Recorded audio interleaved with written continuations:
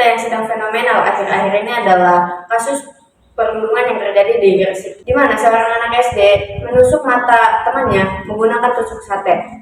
Tentu saja hal ini sudah menjadi kasus perundungan yang berat. Kali ini kita akan menghadirkan narasumber yang tentu saja memiliki kontribusi dan peran besar atas kasus ini.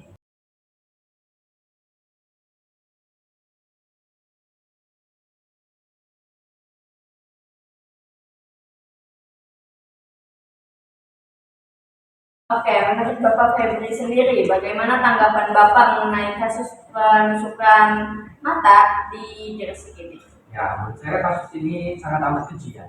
Apalagi ini dilakukan oleh anak kecil, anak sekolah, anak bangku sekolah besar. Yang dimana anak usia segitu itu biasanya masih bermain gitu. Namun kenyataannya bisa melakukan tindakan kriminal yang sangat hitungannya termasuk berat. Baik. Menurut Ibu Nadia sendiri, bagaimana tanggapan Ibu mengenai kasus ini? Menurut saya sendiri ya, kita sebagai para pendidik juga harus meningkatkan kapasitas dan mengupgrade diri kita menjadi tenaga pendidik yang profesional agar bisa menuntaskan persoalan ini. Kami sangat prihatin mendengar pemberitaan ini yang kemarin viral di Kabupaten Gresik. Baik, apakah kasus ini akan diusut tuntas hingga ke akar-akarnya atau bagaimana? Kami mengusahakan dan terus berusaha hingga kasus ini ditemukan solusi dan hukuman seadil-adilnya kepada pelaku.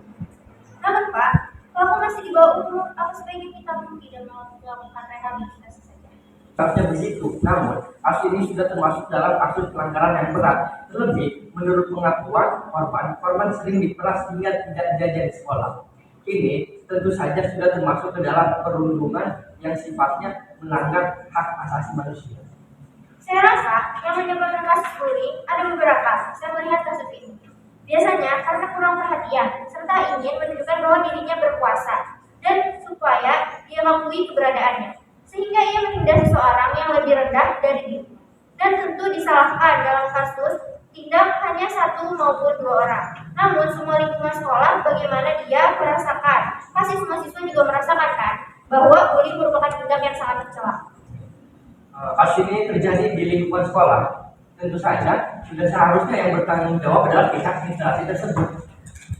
Dan guru Miladin ini mengungkapkan hanya seorang guru, padahal dia juga menjabat sebagai kepala sekolah, di mana dia juga memiliki hak dan jabatan yang sangat tinggi dan bertanggung jawab atas semua akses sekolah. Namun kita harus mengakui bahwa pelaku masih di bawah umur dan tentu saja hanya perlu melakukan rehabilitasi.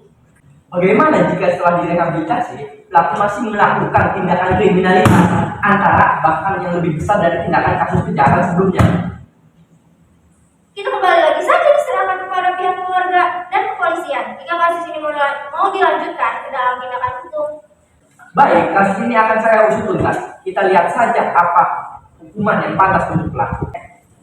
Baik, yang dapat saya simpulkan adalah kasus ini akan diusut tuntas oleh pihak kepolisian dan juga akan didampingi oleh Komnas Perlindungan Anak. Terima kasih atas waktunya Bapak Febri dan juga Ibu Nadia.